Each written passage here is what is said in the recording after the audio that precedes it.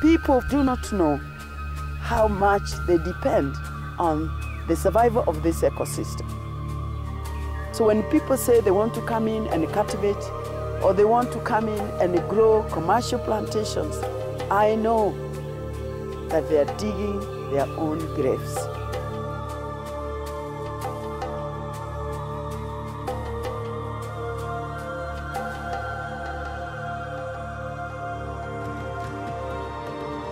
This ecosystem must remain as it is. It must be sustained because in its survival depends our own.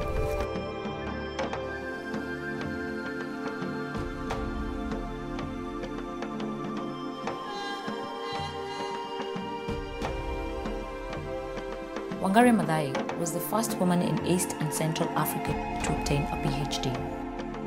During her time at Nairobi University, she began to notice a great deal of deforestation. At the same time, women in her community were complaining about lack of firewood and water. She was not only a visionary, but a pioneer. What she was saying through her work and her life was that the two, poverty and environmental sustainability, were two sides of the same coin.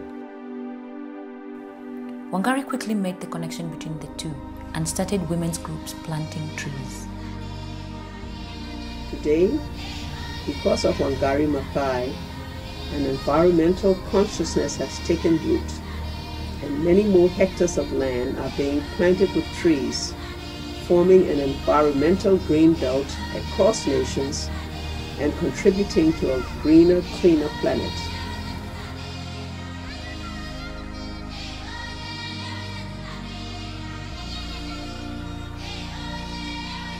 She blazed a trail for women's rights, for democracy, and most of all, for a green environment.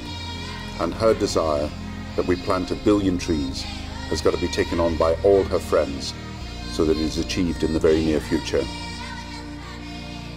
The movement started as a tree planting campaign, but it was a lot more than just the planting of trees.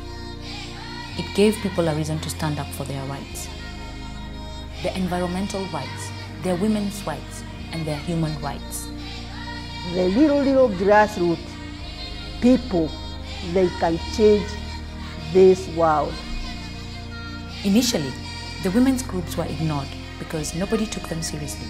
But soon the government realized that the women were being organized and becoming more and more powerful.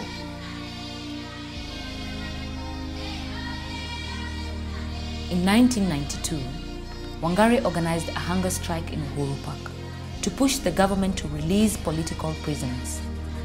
The women, attacked by the police, refused to give up and continued their protest for 11 months.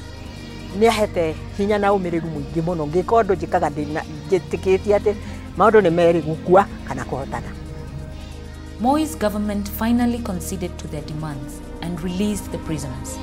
I'll always remember her as a tireless advocate for social justice and human rights, an exceptional leader, a woman demanding equal treatment for all. When President Moi was discovered to be giving away public land, parts of Karura Forest, to politicians in his government, Wangari decided to fight the development.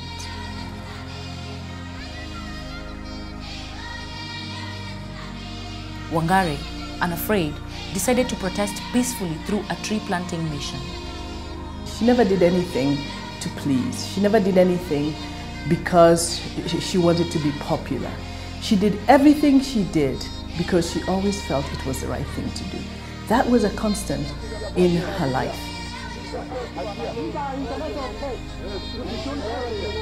It's a very sad saga that we have a government in this country that is actually overseeing the destruction of forests and the grabbing of public land.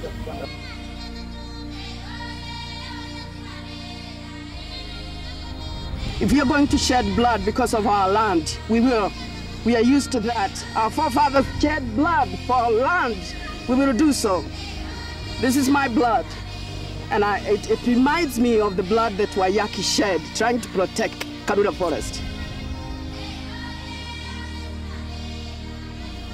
Her indomitable spirit enabled her to transcend barriers of every kind and description, to inspire the rest of us to walk in her footsteps.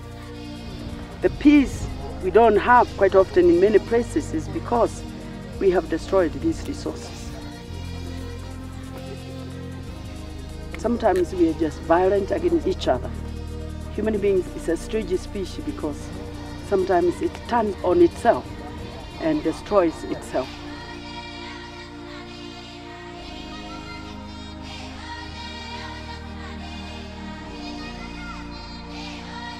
Wangari was the first African woman and the first environmentalist to be awarded the Nobel Peace Prize. She was involved in the struggles for human rights, democracy, and environmental conservation.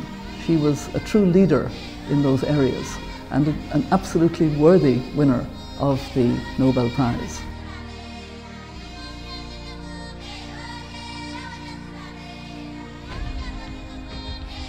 It is the people who must save the environment. It's the people who must make their leaders change. So we must stand up for what we believe in. And we cannot be intimidated.